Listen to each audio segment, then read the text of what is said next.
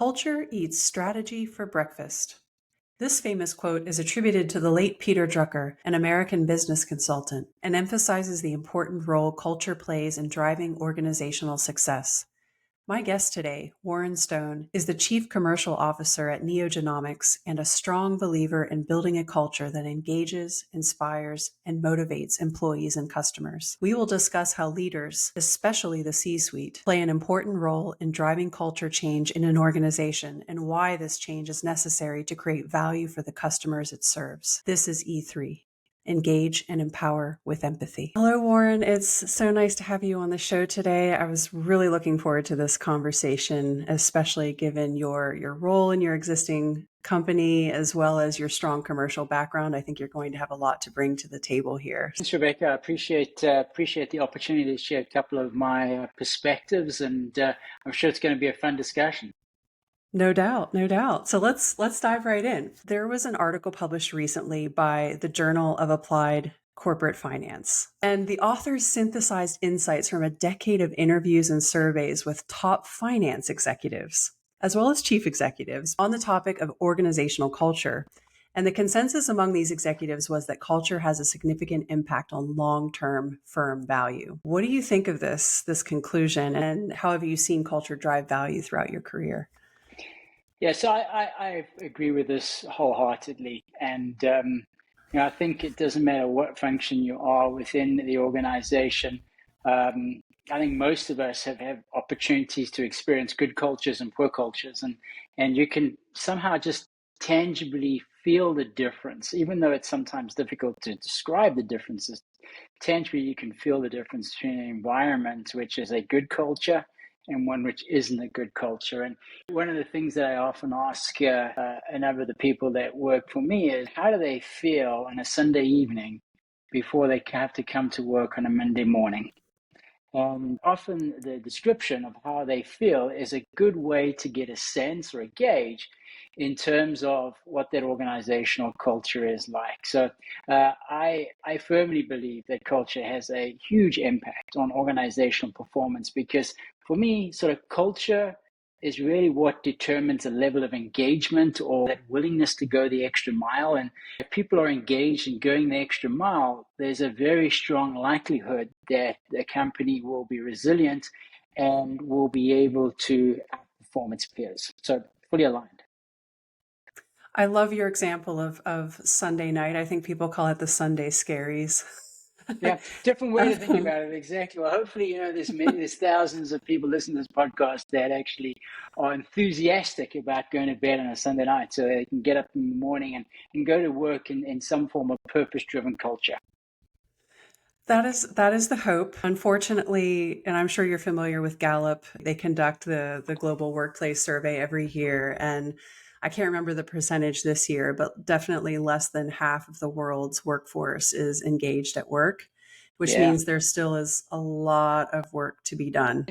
That's so true. We live in really complex environments. Things are changing at an increasing rate, and they're trying to find the right culture, a culture that has the ability to withstand the challenges that we face in this very fast-paced, dynamic environment is challenging, and I'm not surprised also that companies are finding it difficult to really be able to pinpoint the culture that they want to establish within their organization. And one example comes to mind. It was a little earlier in my career, and I was actually still working in South Africa at the time. I was working for this large multi-billion-dollar organization, and the South African CEO at the time was just retiring. The finances of the company was really robust, and the performance was good.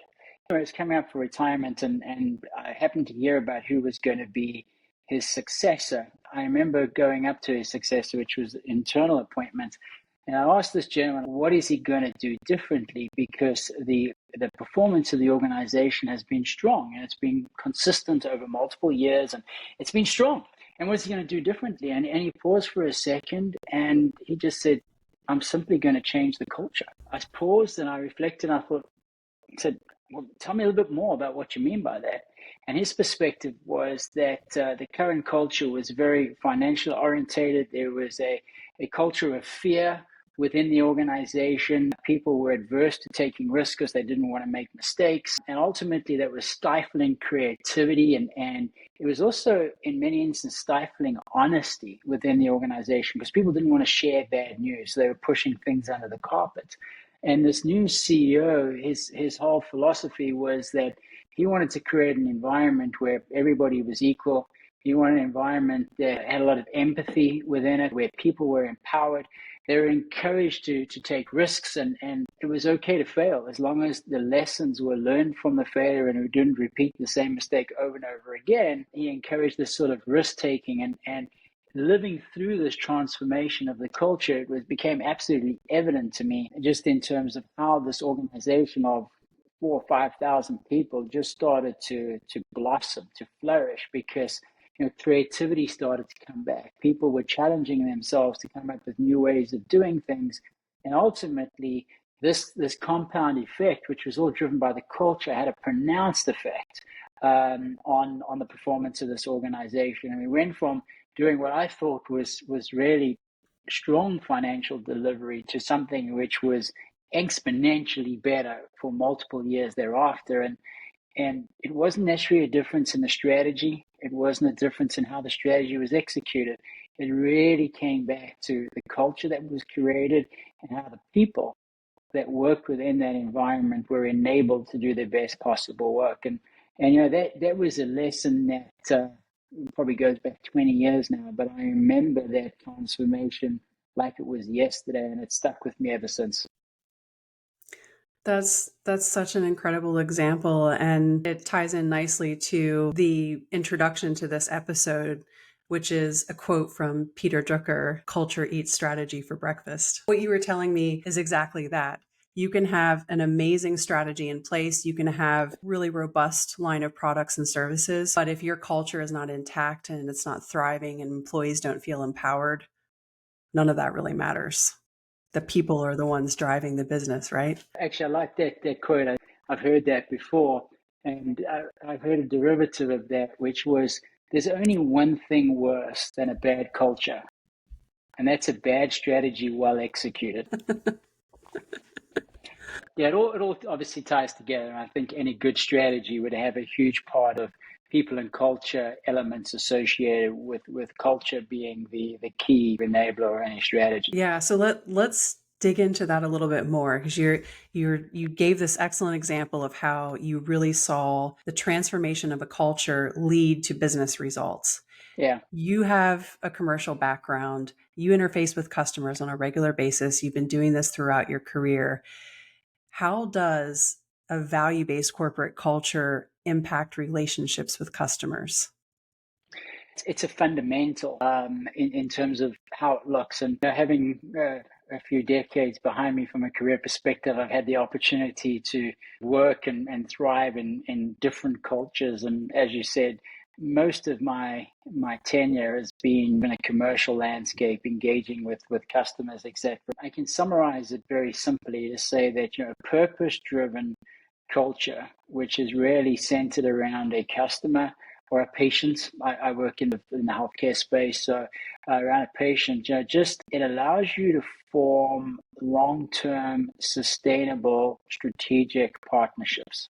So it becomes more than the sale. Those cultures that are centered around a financial agreement, often pretty short-lived, not very sustainable, shallow, and results in a fairly substantial customer churn. And it ultimately impacts innovation down the line because you're not getting good voice of customer, you haven't got key opinion leaders to tap into, etc. So it has so many negative aspects associated with it that it's just a slow decay, so to speak, where you really have this purpose-driven culture, which is really centered around the customer or the patient. I found that it, as an organization, gives you a tailwind.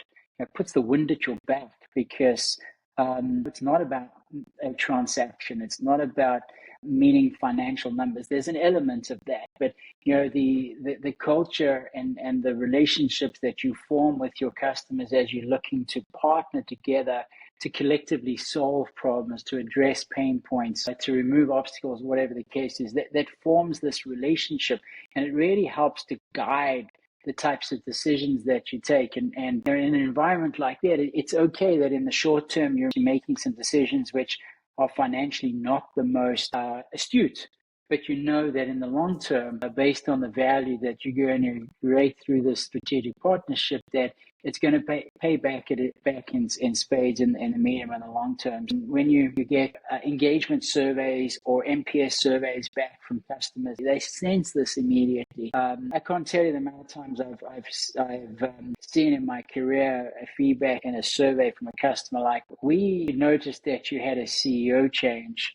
We feel the difference in the culture. And maybe that's another element to come to in terms of where culture starts from. I think customers feel the change in culture. Some customers have gone as far as to say to me that a big part of their decision as to who they partner with strategically has got a lot to do with the strategic fit within the organization and whether the cultures of the two organizations are actually aligned and there's a common purpose that the two companies are trying to solve for. And the stronger that alignment, obviously, the stronger the strategic capability that the two partnerships bring, and ultimately the better the sustainability. So there's a very, very strong correlation. That in itself will then correlate into longer term financial success, which ultimately, especially if you're a public company, creating shareholder value is important.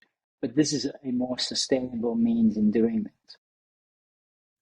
And I absolutely love that you threw in piloting analogy with the tailwinds. Since you are a pilot, I don't know if you did that on purpose. No, I didn't actually. It was a good catch there. I'm privileged in terms of where I work today, that the culture of the organization is such that we're incredibly patient focused, and for many of the people that actually work at our organization, this is personal to them, what they do, and they want to have an impact on other patients. So when you feel that purpose-driven culture, A, it gives you goose flesh, but B, it just makes the job that much easier, and our customers feel it, our customers respond to it. Absolutely. I've certainly been in companies like that where you just feel incredibly inspired by senior leaders when they walk up on stage at a town hall and they are talking about the patient impact and what the company is doing to make a positive impact on society. I'm gonna throw back in another piloting analogy. Yeah, okay. So you were talking about tailwinds. Yeah. Let's talk about headwinds. Mm. So you've probably, as a pilot, flown through stormy weather before, and as a senior leader, the same. So I think it's a good analogy. What I'd like to talk to you about is how a strong organizational culture helps a company withstand that storm, and also how it acts as a guiding light to tell you directionally where you need to go, and it keeps you centered. And how does that affect your customers too? Let's say there's an economic slowdown, customers are feeling the pain, you're feeling the pain. How does a culture support you and also that relationship you have with your customers during the hard times, not just the good times? Yeah, I think that's a great question. All businesses will go through the ups and the downs over a certain cycle, whether it's just the sort of strategic cycle of the business, or maybe there's some macroeconomic or geopolitical factors that play into it. That really is the true test of how robust a culture within the organization is, because it's when things get hot and the pressure's on, maybe sometimes those cultural elements are brought into question. And there could be a tendency to kind of forget what got you here, and one thinks that you've got to amend or change the culture in order to derive a different outcome. And instead of trusting the sort of fundamentals that have allowed you to be successful thus far. So, one of the things that in stormy weather, one of the things that pilots say is like, trust the instruments. because often, it could be night times, a lot of rain, you can't see the ground, you can't see the horizon, it can be pretty scary, and you're totally reliant on a display of instrumentation to sort of navigate and keep you safe. In business, you typically have your dashboards, and hopefully one of the dashboards is with regards to people and culture and has a cultural aspect on there. You need to trust your dashboards or your instruments in difficult times, because those are your North Stars at the end of the day, and hopefully those dashboards have a series of leading indicators as well, which would have allowed you to anticipate that there may be some dark clouds on the horizon, and maybe allowed you to be proactive and fly around the storm. Or maybe using another pilot analogy, I'd much rather be on the ground wishing I was in the air than being in the air wishing I was on the ground. So sometimes you want to pause the takeoff of that new strategic initiative until those dark clouds pass. Leading indicators is an important element in terms of trying to determine how things are going, and not having any sort of knee-jerk reactions into what we're going to do and what we're not going to do. I've always found that it's a strong culture, and sticking with those sort of guiding principles that you've used to take informed strategic decisions in the past, hopefully centered on the customer, the patient, that if you may keep that in mind as you move forward, that always acts as a compelling sort of North Star. And if you can somehow incorporate your culture into the vision that you're looking to realize, your longer term vision, your sort of 10-year vision for the organization, but that has cultural aspects associated with it, it really creates a North Star, as you said, but it doesn't only tell you what you want to achieve in the long term, but also really speaks to how you want to achieve it. And that can be pretty compelling in terms of holding one accountable. Some of the best sort of leaders that I've had the privilege of working for over the years, I've often found it's in the difficult times where they turn to the values, and that they'll be asking the team, they'll be asking the group, we need to take a decision, but let's keep our values in mind. These are the key things we need to be thoughtful of. Or we've taken this decision, did we take it with our North Star in mind? And actually, I've seen in more than one occasion where a decision is adjusted based on the fact that maybe that wasn't, in the heat of the moment while we were debating the different things and the pressure's on and the urgency to change the trajectory is there, that maybe some less informed decisions were taken. In reflection, once things have cooled down a little, actually pivoting the decision slightly to be more aligned with the sort of vision and the values. That's incredibly important, because not only will a customer or a patient sense this change in value system, the internal employees will too. And when you're dealing with a crisis, whatever the crisis is, that's when employees also want to have confidence. They also want to know that we're sticking to the plan, that the things that have been driving our success in the past are actually going to be leveraged to get us through this difficult time. There is obviously times when one does need to change, but I've always been an advocate of changing in the good times, repairing the roof when the sun's shining rather than when it's raining. Because when you do it in the good times, when the sun's shining, you're doing it proactively. You're doing it with eyes wide open, and you're surveying the landscape. New trends are coming in, new strategic directions, investments, whatever the case is. But you're doing it with a proactive mindset. Whereas if you're making these changes when the clouds are on the horizon or it's raining and you're changing the roof, that's totally reactionary.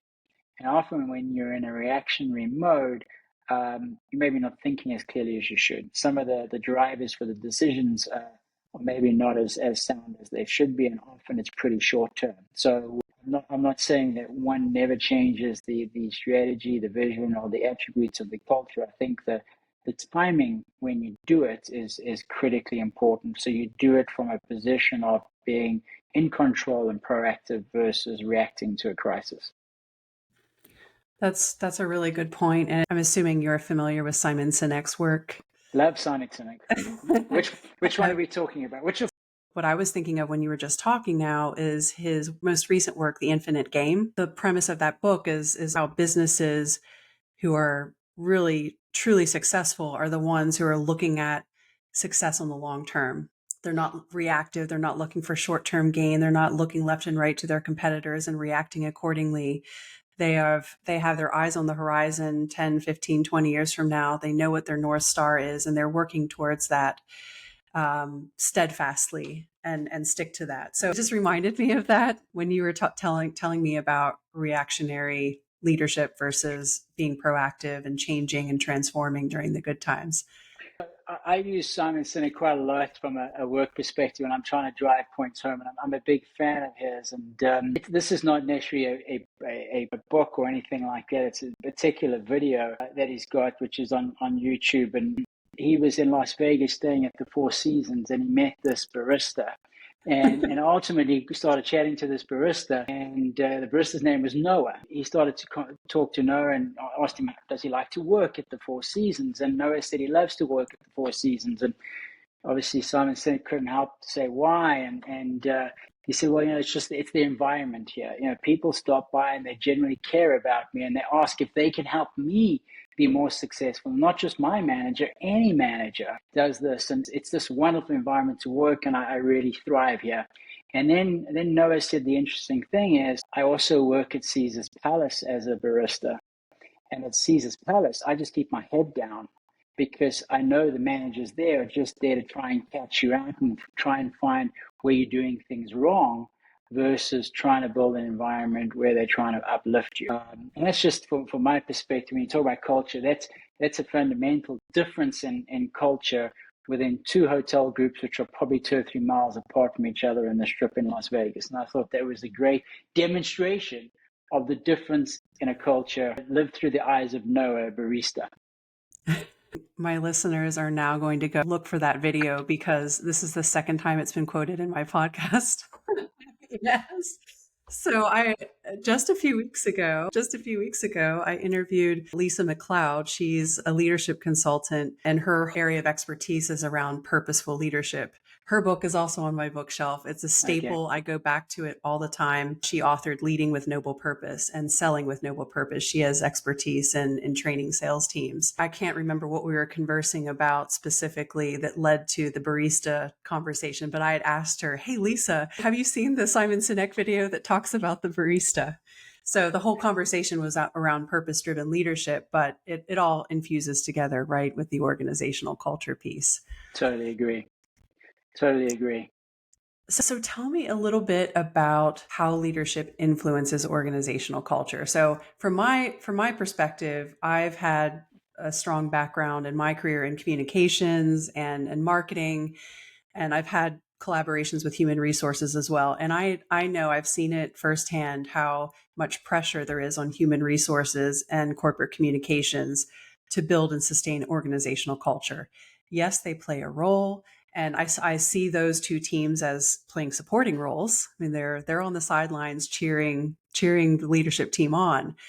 But the research that I referenced earlier in this episode indicates the pivotal role of specifically the C-suite in role modeling organizational culture and values. I've always viewed you as an excellent role model for the teams that you've led. You're in the C-suite now. What is your approach? What is your perspective on that? Rebecca, I probably reflect a little bit in the past when I maybe wasn't in the C-suite and sort of what my reflections were. But one of the things that I firmly believe, having seen this both in the positive light and a negative light, is that culture lies in the shadow of the leader. The leader, and very often that's the CEO, casts the shadow, which ultimately informs the culture of the organization, whether that's potentially a good culture or poor culture. That is somewhat of a reality. However, any leader can actually cast a shadow of culture. And you don't have to lead people to be a leader. Everybody has the potential to lead a group of people or a situation. So by definition, you're casting a shadow of culture. The role, from my perspective, of the C-suite is a fewfold. It is really their responsibility collectively, and hopefully with input from the larger organization, around defining the culture we want. Because culture is this thing that sometimes can be a little nebulous.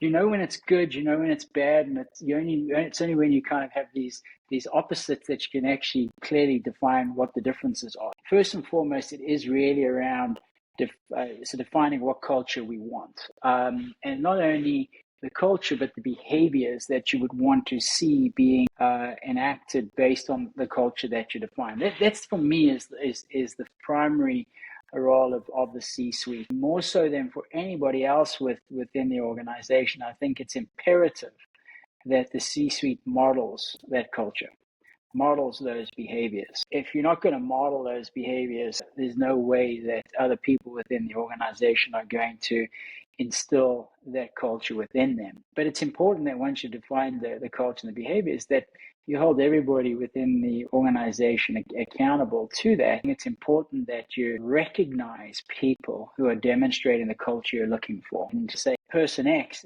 that activity really epitomizes the culture that we're looking for, and that's why. So the rest of the organization or that group is able to firsthand understand that, okay, that's the type of action and behavior that we're looking for. But ultimately to get a culture which is the glue that brings the organization together to kind of mold and stick, it becomes everybody's responsibility.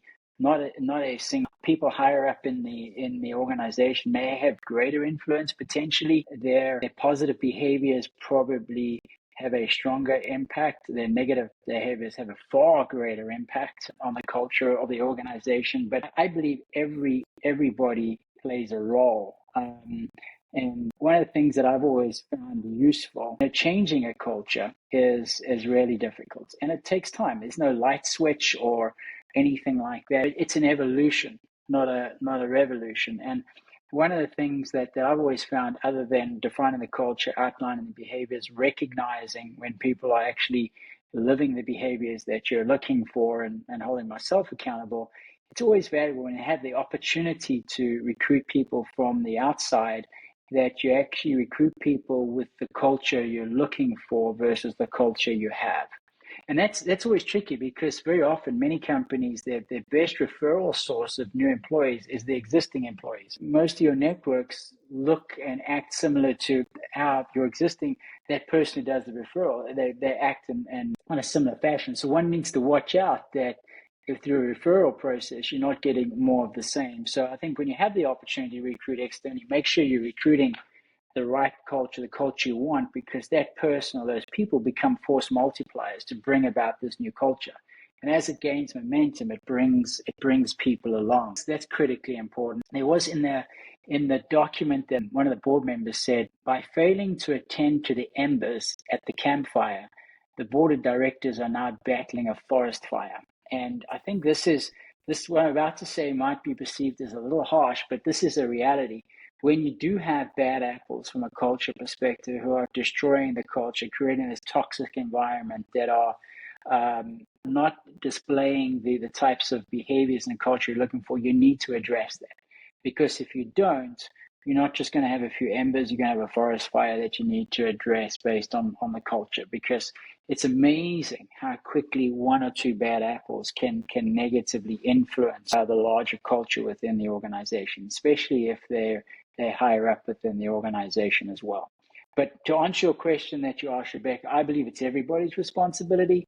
But from a C-suite perspective, they should be defining the culture you want and the behaviors that you want to see within that culture. And then most importantly, modeling those behaviors. Yeah, I mean, employees want to see that level of authenticity, right, coming from leaders. There you go. Yeah, the authenticity, that's really what it's about. Yeah. And I love what you said about the recruiting. I literally just a few hours ago interviewed a recruiter for this podcast. Oh, nice. She and I were talking about the importance of recruiting for culture, Right. and how so many companies are so stuck on recruiting for ability and skill set that they tend to forget about the culture fit, or they just don't know how to interview for it or recruit for it. Or you can only get in the door if you're a referral, or if someone knows you. And to your point about just recruiting more of the same, I mean, that's great for me if I'm a referral, but the person already knows me. And what if I'm not a cultural fit for the company? I just happen to know the person, and so I got lucky, right? So I do think the recruiting landscape will evolve over time when companies start to wake up and see the tremendous impact that has when you accidentally recruit a bad apple and makes a huge impact. Totally agree. Totally agree. Well, this was a really refreshing conversation, Warren. It's so nice to hear from someone at your level, especially with your commercial background, how important culture is in driving value for customers and really making an impact on society, on the business. And it's not just this fluffy thing. It actually does impact the way the business is run, and even the financial executives would agree with that in that journal article. We have some work to do, I think, but leaders like you are setting a great example, and continue doing your great work, Warren, and being that role model for us. Well, Rebecca, you're very kind. So thank you for your very kind words. I'm not sure I'm deserving of them, but it's been an absolute pleasure having a dialogue with you. Culture is absolutely critical. It's something that I'm passionate about because I've certainly seen the both the benefit and the detriment that culture can bring to an organization. So again, thank you for thinking of me, and I've thoroughly enjoyed the dialogue. This podcast is designed to help busy business leaders create an inspired and engaged workforce. I am building a community of like-minded leaders and experts who all share the same passion, taking care of people at work. If you enjoyed this podcast and would like to hear more, please subscribe wherever you like to listen to podcasts. If you know someone who I should interview or should be part of this community, please connect with me on LinkedIn. Life is too short. Let's take care of each other at work so that together we can make this world a better place.